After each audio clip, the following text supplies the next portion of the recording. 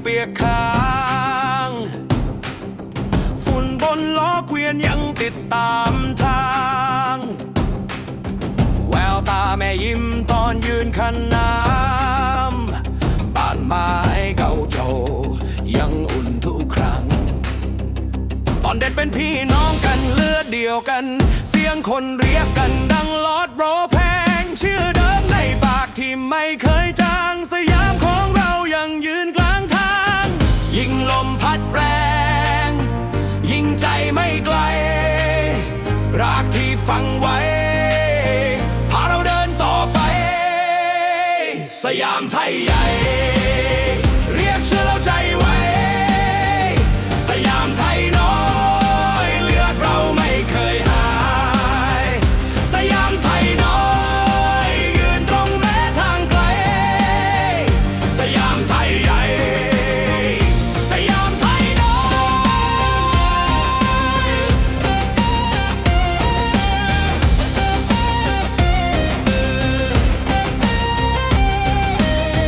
ตลาดตอนเย็นกลิ่นปลาย่างมา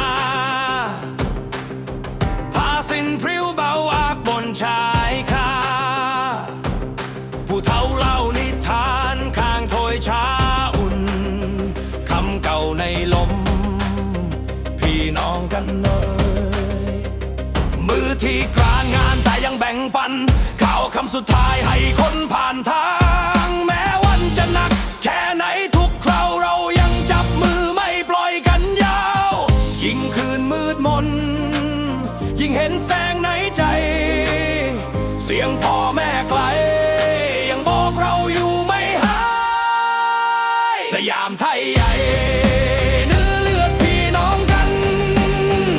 สยามไทยน้อยเลือดเราไม่เคยหายไทยใหญ่ไทยใหญ่ไทยน้อ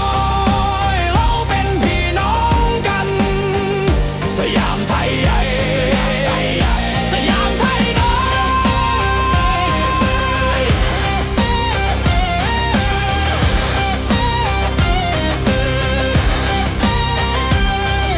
ถนนจะคดฟ้าจะเปลี่ยนสีแต่เพลงของเรายังดังในวันนี้รอยยิ้มของคนและมือที่เข้าใจ